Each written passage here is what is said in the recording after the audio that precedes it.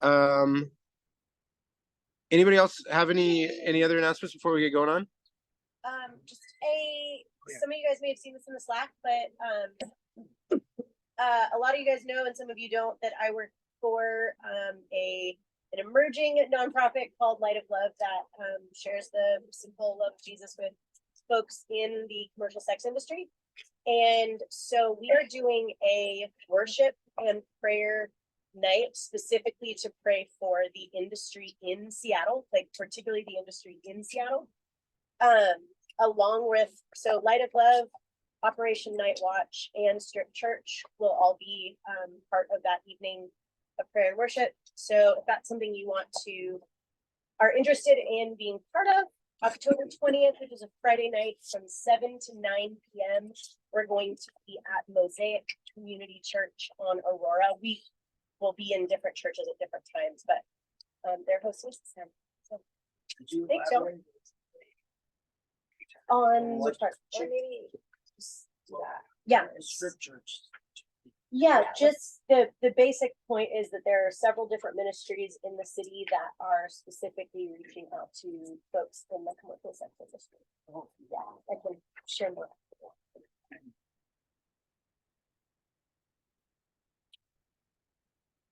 Okay, any other announcements? So, before we get the discussion going, we have agreed to some norms as a group that I'm trying to state before we start. And the first one is like, we make space for everyone. And so that means like, if you've already gotten to share a few times on a given night, it can be good to hold back a little bit and let people who haven't gotten a chance to share yet jump in, because we want to keep it a space where everyone has space to talk. And also like, don't be afraid of silence. Like if a question gets asked and we got to wait 30 seconds while people think, like, that's okay, because sometimes that's what introverts need to get in. Two, we try to stay on topic. So try not to like go off into some other like crazy other scripture that you know or whatever. Like we're trying to stay to the topic. And then third, and with the scripture. Yeah, with the scripture in front of us, which this one kind of forces us to talk about other topics, but which is fine. But third, we're here to love God and to love people. So let's keep that in mind and let's operate that way, right? So Amy's going to read the passage for us. Do you want to say anything about Matthew? Oh, yeah, we're starting Matthew. Woo! Yeah, we're starting the book of Matthew. This is the very beginning. Yay! All right. Go. Okay. This is the genealogy of Jesus, the Messiah, the son of David, son of Abraham. Abraham was the father of Isaac, Isaac the father of Jacob, Jacob the father of Judah and his brothers. Judah was the father of Perez and Zerah, whose mother was Tamar. Perez, the father of Hezron, Hezron the father of Ram, Ram the father of Amminadab, Amminadab the father of Nahshon, Nahshon the father of Salmon, Salmon the father of Boaz, whose mother was Rahab.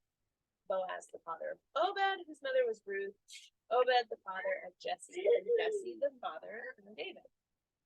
David was the father of Solomon, whose mother had been Uriah's wife. Solomon the father of Rehoboam, Rehoboam the father of Abijah, Abijah the father of Asa, Asa the father of Jehoshaphat, Jehoshaphat the father of Jehoram, Jehoram the father of Uzziah, Uzziah the father of Jotham, Jotham the father of Ahaz, Ahaz the father of Hezekiah, Hezekiah the father of Manasseh, Manasseh the father of Amon, Amon the father of Josiah, and Josiah the father of Jeconiah, his brothers at the time of the exile to Babylon. After the exile to Babylon, Jeconiah was the father of Shealtiel, Shealtiel the father of Zerubbabel, Zerubbabel the father of Abihud, Abihud the father of Eliakim, Eliakim the father of Azor, Azor the father of Zadok, Zadok the father of Hakim, Hakim the father of Elihud, Elihud the father of Eleazar, Eleazar the father of Nathan, Nathan the father of Jacob, and Jacob the father of Joseph, the husband of Mary, and Mary was the mother of Jesus, who is called the Messiah.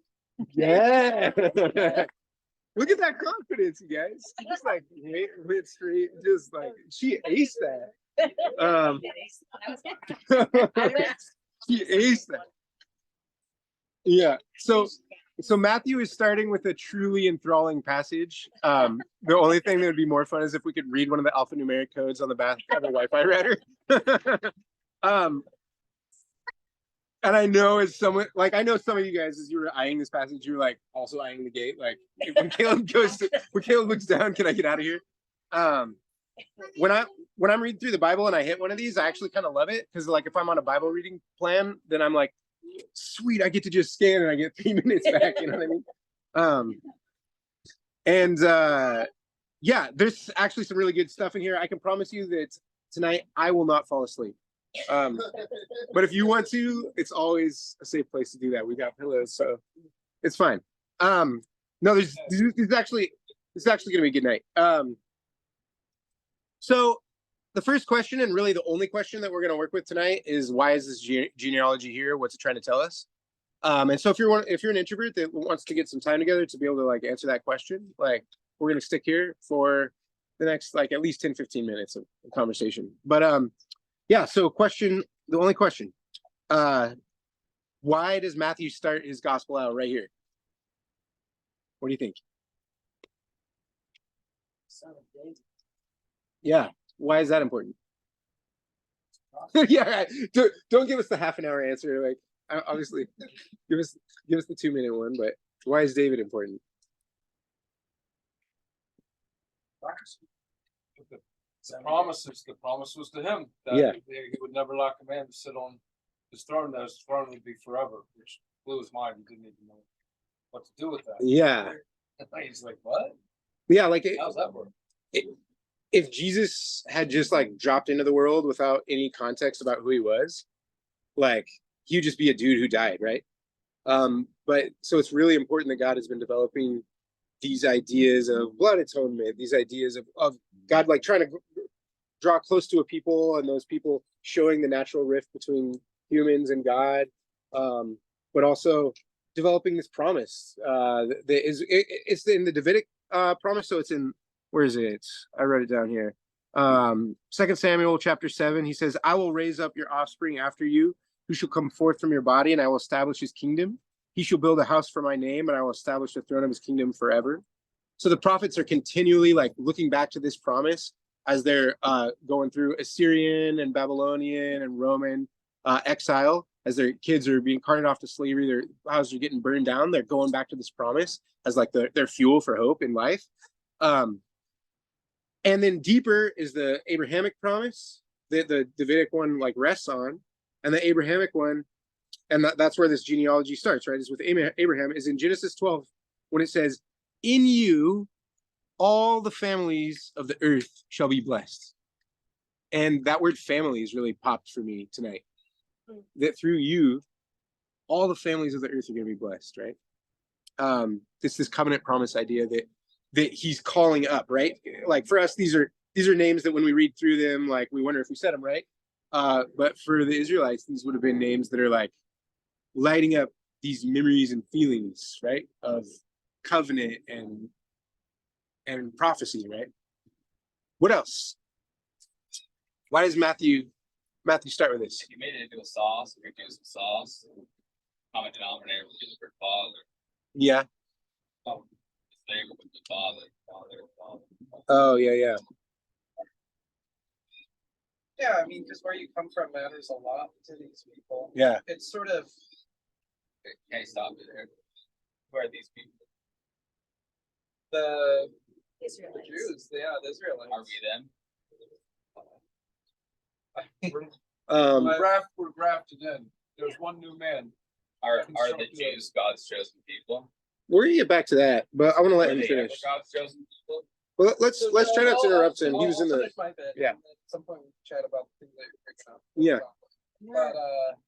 But yeah, I mean, you know, in America, you kind of it doesn't matter who your parents are. Yeah. Even though we all know it really does, but we kind of pretend that it doesn't.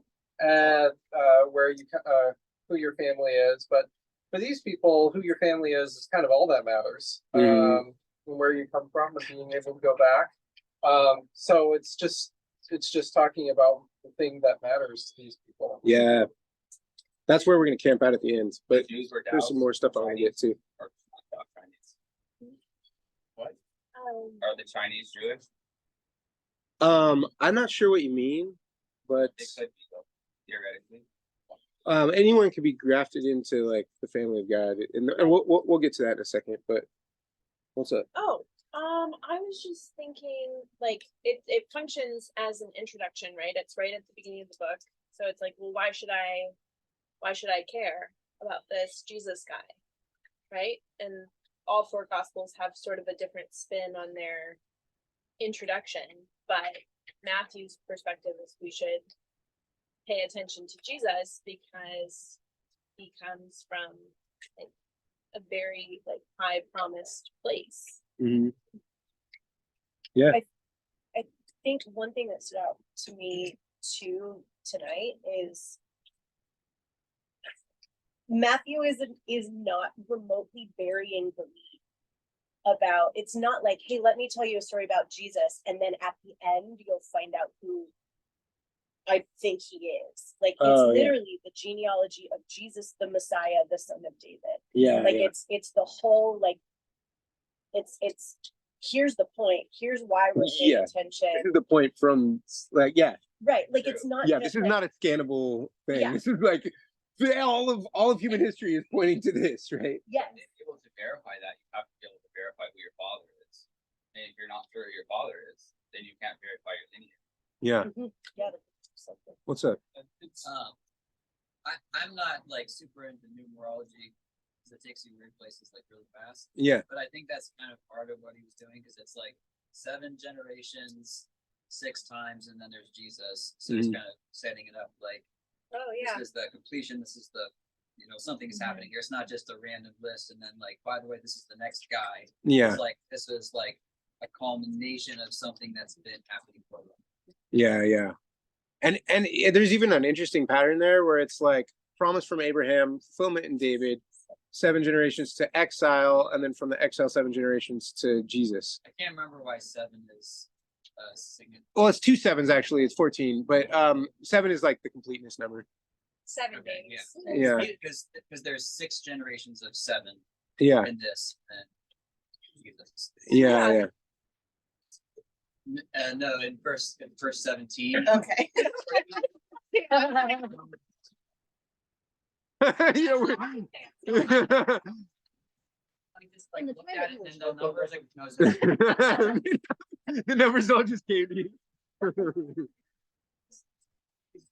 lot of like there's scholars who like this particular genealogy list because it starts at Abraham and then it avoids some of the messier controversies about like the stuff. But anyways, in the next verse, it's like 14 generations from Abraham, Mhm. then 14 generations, and then 14 generations, and then Jesus. Yeah. I like that it does have one in it. That Yeah. feels significant. Yeah, we're And gonna I get back can to say that. more about the I didn't hear women, anything but there. they're significant women. There were 3 women, and so for him to include women. Yeah, the mother is it's like Joseph is not clearly as important as Mary in this picture. But it's very weird that he included and highlighted the women because patriarchal society, you don't do things that way. And so he's saying something really specific that we'll get into in a second. But there's a few more things I want to get before we go into that. And there's some messy people in this, which I'm sure you'll talk about. Yeah. But that's also, so there's women, there's messy characters in here, and it's beautiful that they're not trying to like shut that down, Yeah. For fertility's sake. No. Tamar is there. Yeah. Tamara. So, it's a consistent theme in Matthew that he's demonstrating the legitimacy and reality of Jesus' messiahship to a Jewish audience. So the gospel of Matthew is probably with greater particularity aimed at a specifically Jewish audience, because if you read through it, often he quotes on Old Testament scripture and quotes what Jesus fulfilled. He says, this is in order to fulfill this scripture over and over again, because it was really contended over even after Jesus' resurrection, the ruling Jewish elite still wanted to suppress the idea of the legitimacy of Jesus's messiahship. Mhm. Well, and some of these people aren't Jewish, right? Yeah, we're gonna get into that. Yeah. Yeah. What else? Go for it. Go for it. I think for it's really important to, in like when Matthew's like the beginning of like Christ coming to earth, right? Mhm. To like demonstrate how we were supposed to live. And I think it was really important to not only point out our genealogy, but also that all of these people God used in so many different ways. Yeah. Yeah. How to live. And Yeah. so all of these people have a story Yeah. that's leading to Christ's life. Like, right. Yeah. They weren't there. It's a genealogy that needs to like Yeah. remember this. Now it's really in flesh and Yeah. then that's what I think. Yeah. It's also super honoring that he let people be what led to him, and like this the discipleship model is like he lets us be the way that God gets shared now. Absolutely. Like that's super honoring to us to let us be part of the story, you know? You said that, Tom, because I've been looking at this and going, wow, this is a lot of generations before Jesus finally arrived. Like, wow, there's a big old gap between Abraham and Jesus. And I thought of it as a lot of names that I've heard of, but like don't have a lot of weight for me. But I appreciate that you call it because there are a lot of there are people. So important. Part of the genealogy, I think, is really important as we go into the New Testament. And I think if we were to, draw a lineage from Jesus's time to today, it would probably be even longer than this. And so I saw this and had a lot of discouragement. But I appreciate that others are finding ways that it's encouraging. It helps me see it differently. Yeah. So then like a few other like little nuances I want to pull out before we get to the main thing. One is like Matthew's writing to a Greek audience and not to a Jewish audience.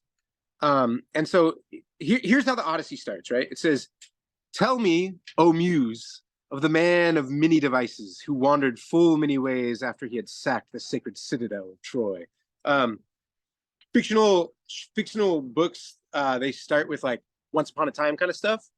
And that's the way that those started back then. For Christianity, whether this stuff actually happened or didn't, like really matters. And like for Buddhism, like it doesn't really matter whether the Buddha was real or not, because ultimately in Buddhism, like nothing's real anyway. For Plato, like his ideas are effective, whether he was a real person or not, like his ideas were formative. But with Jesus, the story about Jesus is not primarily like spiritual techniques about how to be like a good person or how to be happy. Like spiritual technique does that stuff, right?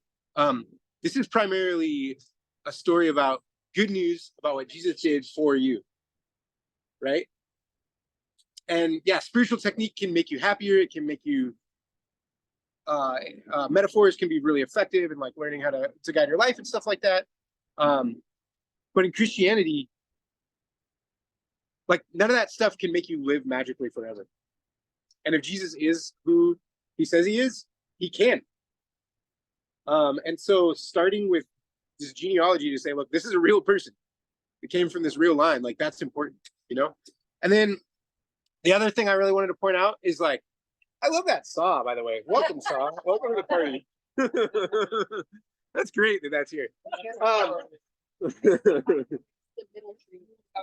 Yeah, one of these trees is coming down on it. So that's the only day this person could work, probably. They gotta, So the other thing I want to point out is the most important thing to know about Jesus. What do you guys know like what the most core doctrine about Jesus is? Core doctrine about Jesus. never There's found kind of two that, answers, so. but one of them is important.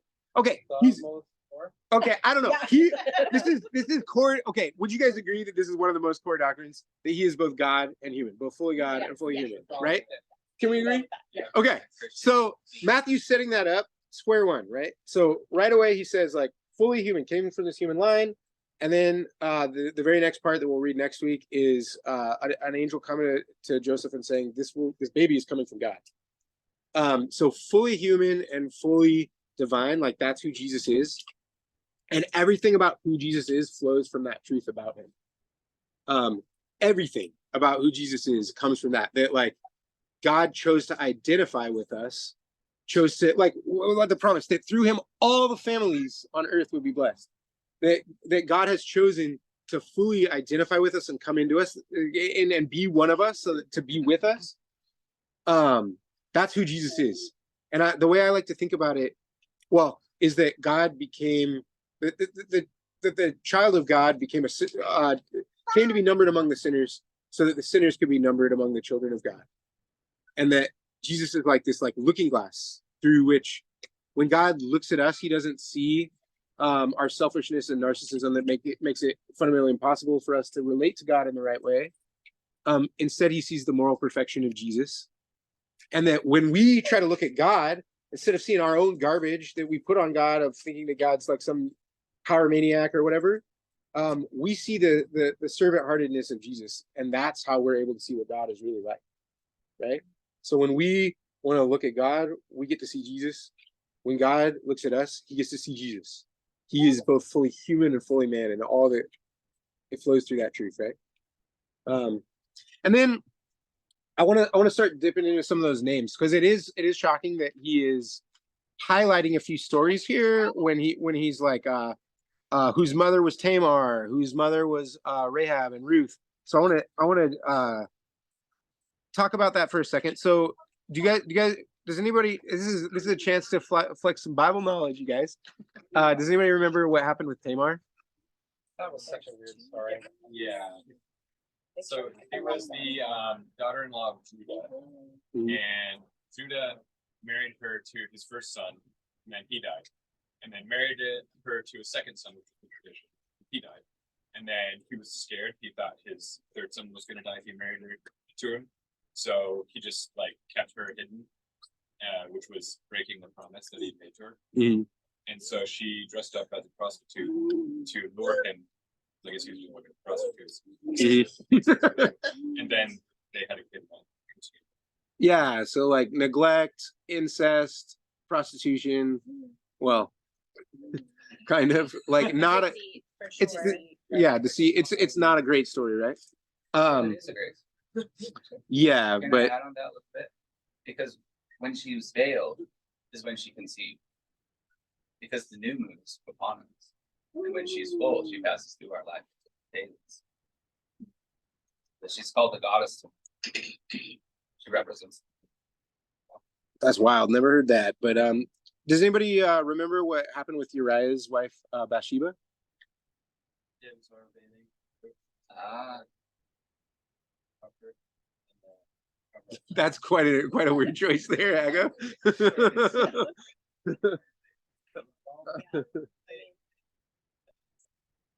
It would have been.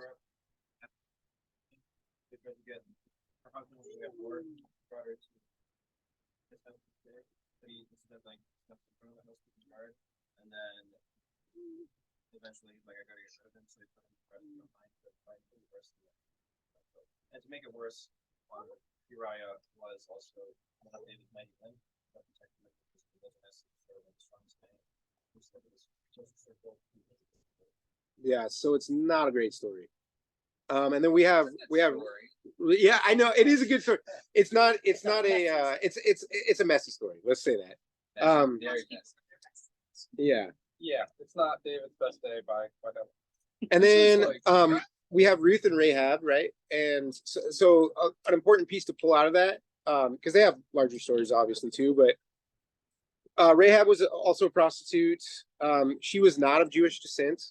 Ruth was a Moabite, and Moabites were, again, they were not of Jewish descent. And so this is kind of interesting. So Matthew is not telling a story of pristine Jewish heritage here. He's not. Jesus' lineage is already pushing against the idea that this is for Jews only, and it's pushing against the idea that Jews are perfect. Like this is a messy family that they're being born into. What's up? I know that at least in modern Jewish tradition, that Jewish heritage is passed down through the mother and not through the father. So if you have two parents, if your parents, right, and if one of them, if your mother is Jewish, they were Jewish. It doesn't matter if the father is Jewish or not. You would have to probably have to sort of join the synagogue and take classes and stuff, have to be mitzvah. Yeah. Attend temple, right? But whether or not you did all that, if your mother was Jewish, then you were also Jewish heritagely. Yeah. But if your mother was not Jewish and your father was, then I think you were not Yeah. Jewish by heritage. Yeah. So it's interesting now that some of the women in this lineage are not we're not Israelite or not. Yeah. Specifically the ones that are being pulled out. Yeah. They consider the way they were Because there were lots of other women that he could have mentioned here, but isn't. And so he's intentionally saying like, hey, remember this story, right? And then the other thing that he highlights is Jeconiah, who was at the helm during the exile. And here's the Bible's commentary on Jeconiah from 2 Kings. He did evil in the eyes of the Lord. So that's his write-up. The whole thing. That's the whole thing. That's him. And so he oversees the absolute low point for Israel, where they're finally conquered by the Syrians and then the Babylonians and the Romans, right? And so about half of the names that we have in here, like they don't appear somewhere else in the Bible, but the half that we do have are some of the most sordid stories that appear in the Bible. Because Joseph's not in here, Elijah's not in here. These are some of the this is the bottom of the barrel for a lot of the stories. And it's some of the most God-hating and awful kings that are in there. And this is a pedigree that's full of adultery, sexual immorality, prostitution, incest, and murder. Was the culture And not necessarily Israelite. So- his mother. Yeah. So why would God pick this as his human family? those are very Say that again? Can I say Why? something? No. Only answer this question. No, nothing else. Why would? They're What? everyday people? Like, Yeah. I mean, we all, or maybe not we all, but probably most of us have people in our, even just in our immediate extended family who are like, oh, Uncle Bobby, he's a little nuts, or whatever, Or we are the Uncle Bobby.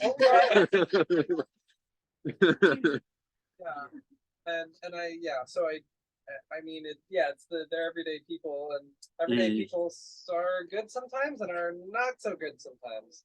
And it's sort of putting that on full display. I mean, it's one of the things that the Old Testament, the Hebrew Bible is all about, is like kind of wallowing in the mud pit sometimes of like, this guy was a jerk, he was a bad guy, Jacob was a liar, and that was just kind of his whole deal, pretty much his whole life. But it's still there, so it's kind of like that. I mean, it's just lots of, we don't have to be Superman or George Washington or whatever to make it in, Well, it's actually not possible to be great enough to be deserving Yeah. of such a role, in our human capacity. Right. Yeah. Like any sort of family that tries to control the morality, in multiple generations, just ends in abuse and turmoil because our hearts just are not capable of being Jesus. I like that, especially as a parent. Or I don't like it, but I want to sit with it more. The idea that it's what you said, it's impossible to control the morality of another generation. Yeah, It also gives me, I don't know the right word. Hope is not the right word, but it's the closest of who I am and who I could be. Jesus was able to fulfill his destiny and fulfill God and his promise to the world, despite not having a perfect background and not being born into much money. Doesn't that give the rest of us hope of we were not born, most of us with a silver spoon in our mouths, and yet God still says, go do great things. You can go carry out my vision. You don't have to be perfect from the start in order to be great for God. Yeah. Well, and like Rahab and Ruth were not Jewish. And, you know, Rahab was a prostitute, but she was also like faithful in the moment to protect God's people.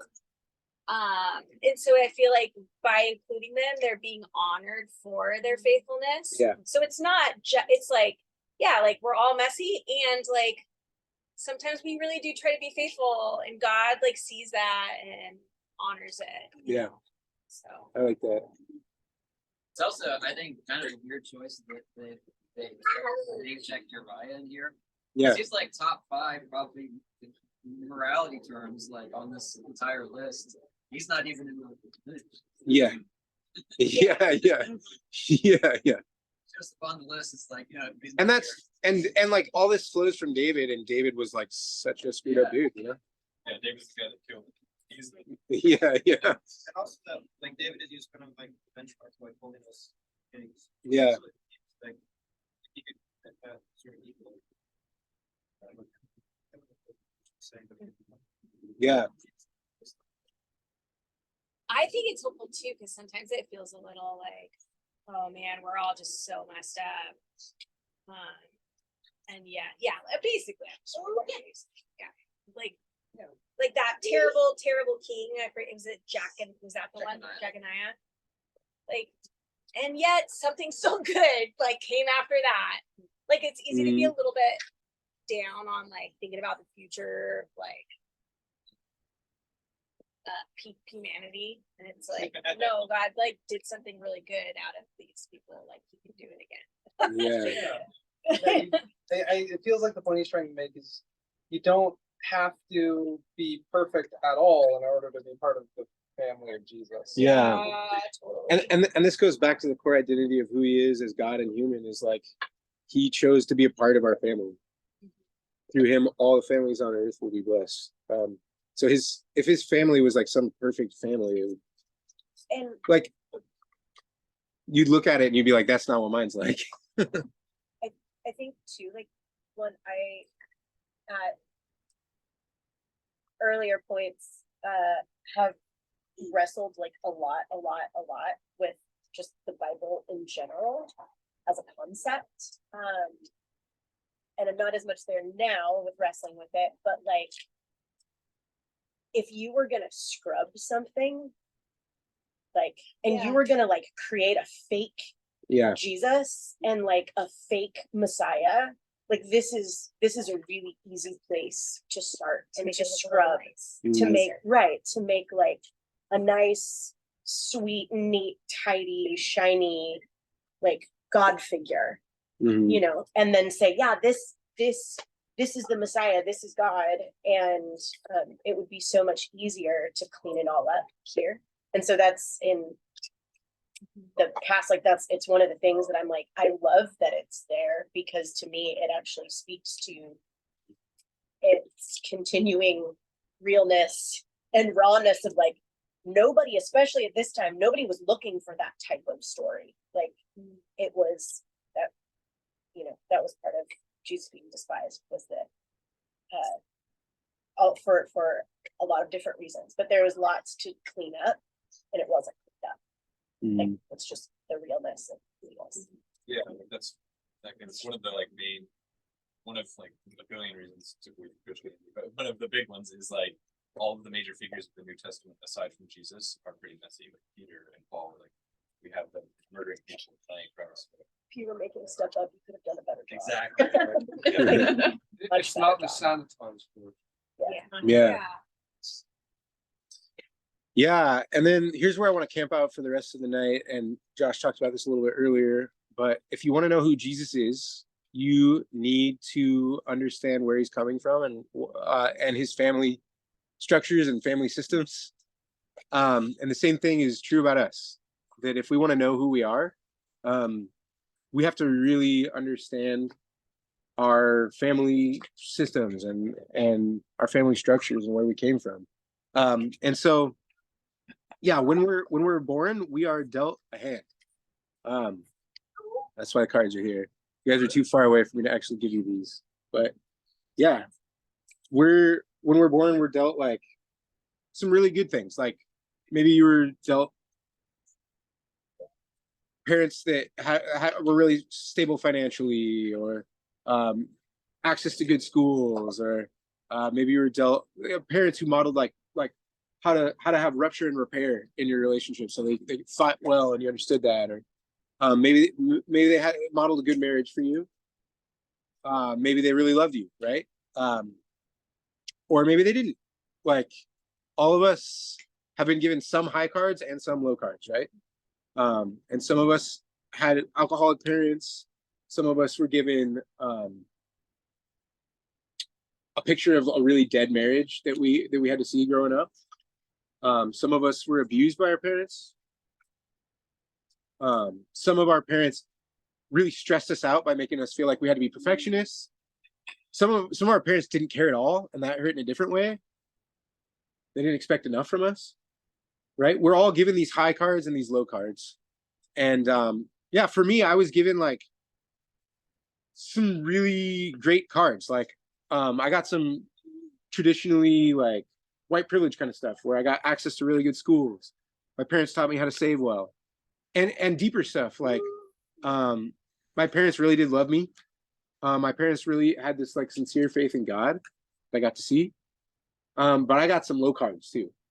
I got a history with where my parents had a lot of just a biology of like mental unhealth and ended up in psychiatric wards kind of stuff. And I got to see a marriage where they really hate each other, and it's really, really awful. I got to grow up on welfare. And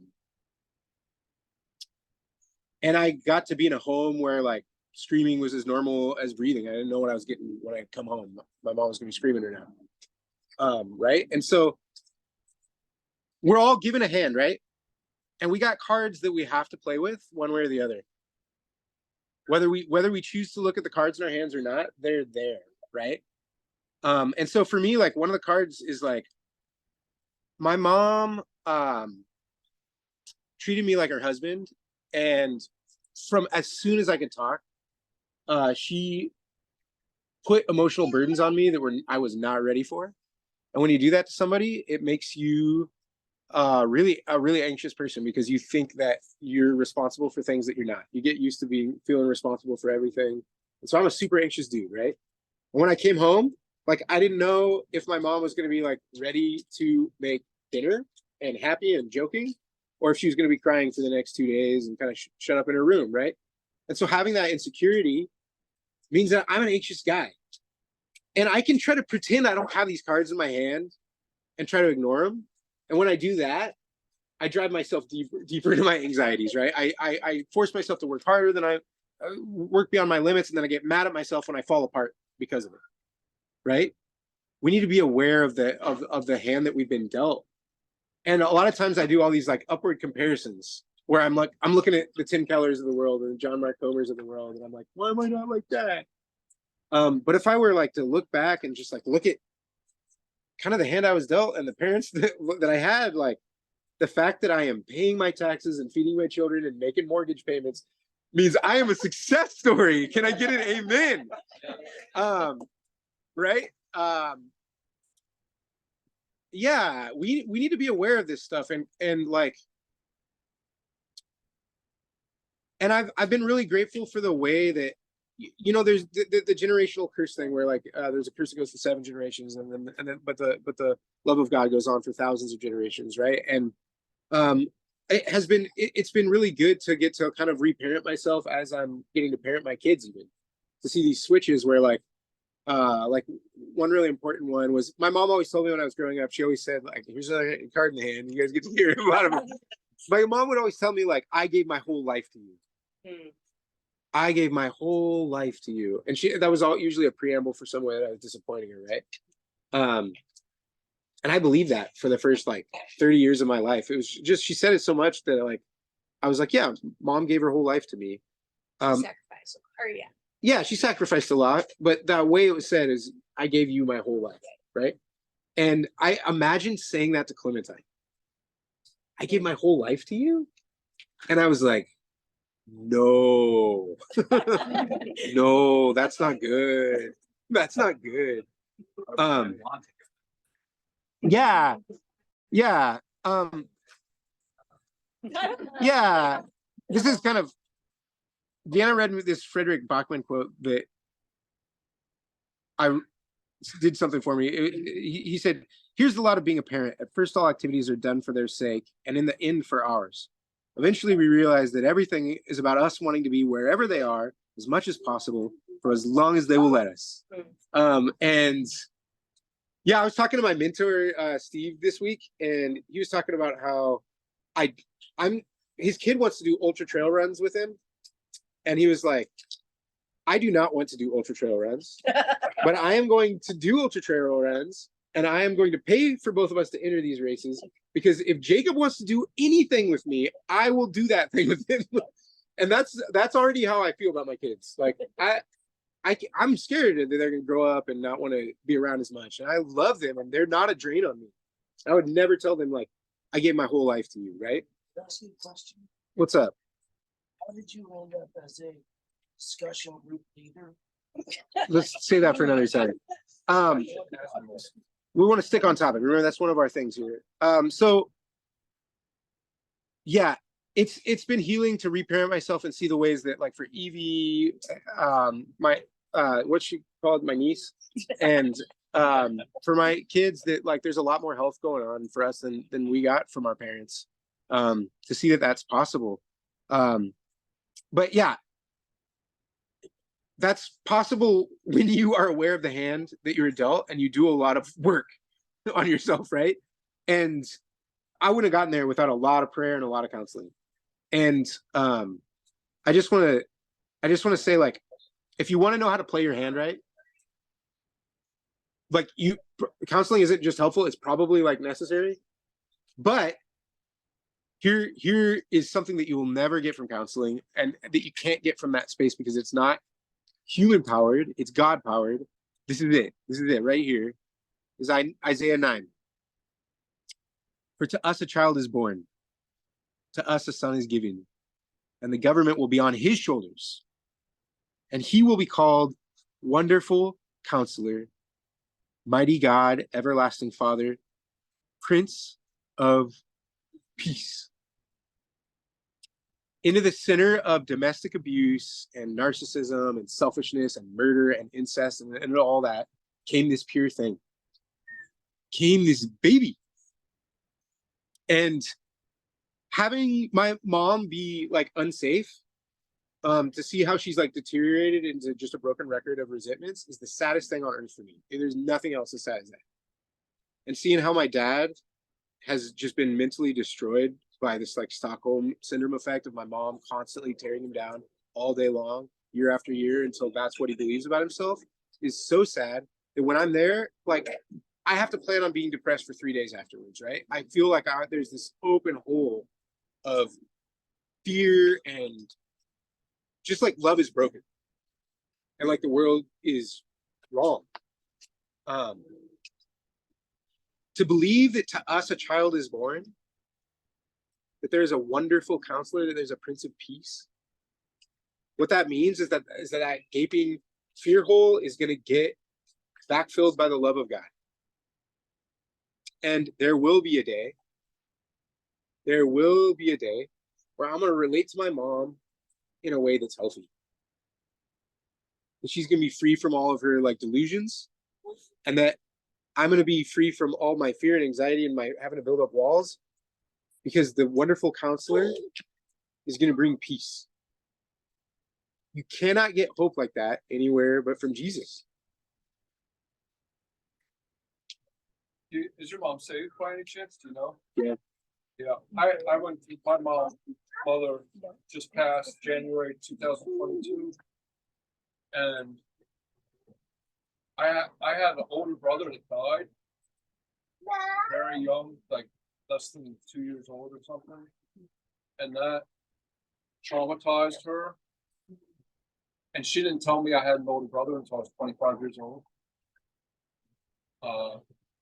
And so then later, as I processed that in my 20s, 30s, 40s, and 50s, I realized I grew up with a mother who was very wounded and very shut down in some respects, because she didn't come out with that. She didn't tell me for years and years and years, and so she lived with that. And she didn't have that deeper relationship with God. I believe that her salvation somehow happened before she passed. But one of my joyful thoughts is now she's in heaven. She's with my older brother. She's reconciled to my biological father. That incident broke them as a couple. They were not married, so I'm technically blah blah blah, whatever you would call it. But that's part of our great hope, is that we are called to try to deal with our stuff in this life. And with God's help, a lot of people really do. But not everybody quite does. And when we see him face to face, it's all going to be, it's all gone. It's all gone. I have friends that are drug addicts, and other friends had vision encounter with them. Yeah. They were saved, they didn't make it. And so he's got a hope and redemption. And yeah, the sloppy stuff is included. It's kind of like the opposite of fine petting. Yeah. Even but genealogically, it satisfied the covenant promise of Almighty God that your lineage, Abraham and David, his promise said would be fulfilled. And so, really sloppy. Yeah. So, I guess with our lives can be really sloppy. Keep getting up. God's purposes can our lives.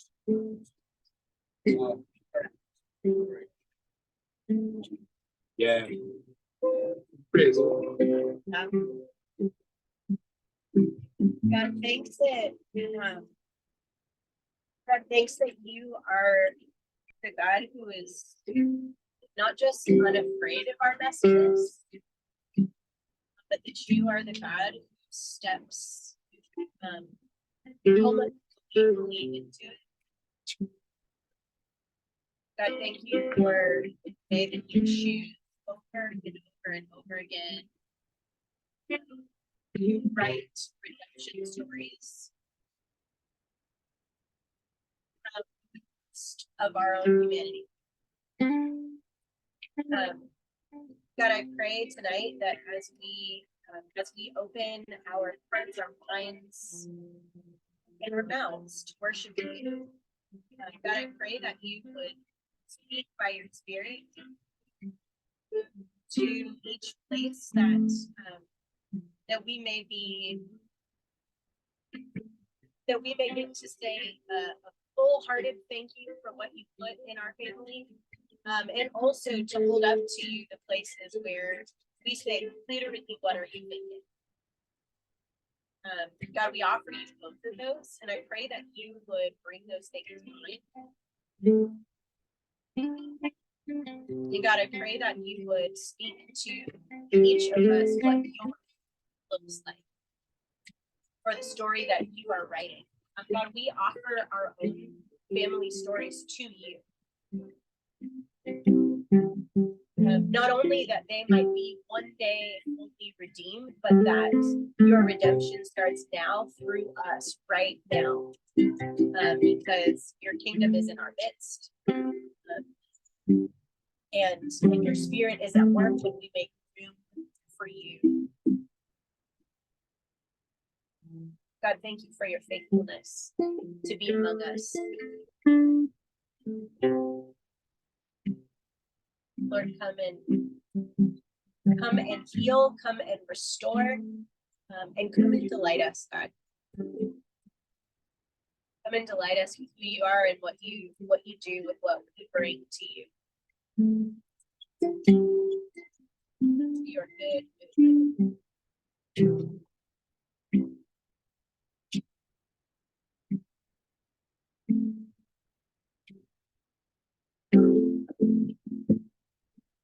I saw his face shine like the sun on the mountainside. Elijah and Moses were there, hailing his glorious light.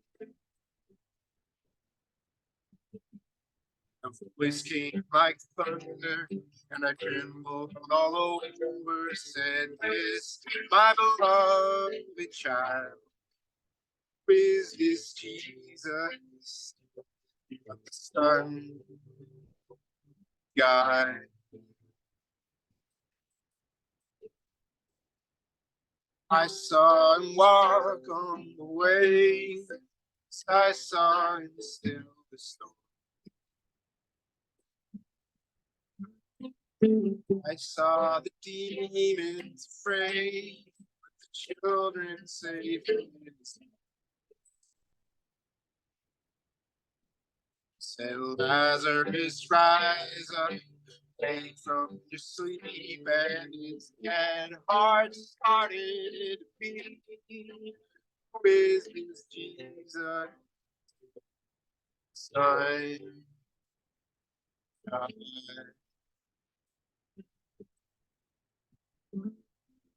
I lean my head back on his chest, for he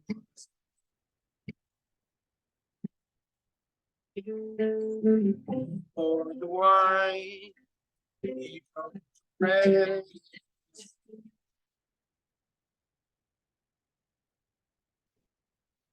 I saw them take him, try to make him and hang him on the cross. Laughed and they mocked him, said, "God forgive them, it's finished, now it is done." Sky black as ink, the earth shook with grief as he breathed his last and was gone. Who is this Jesus,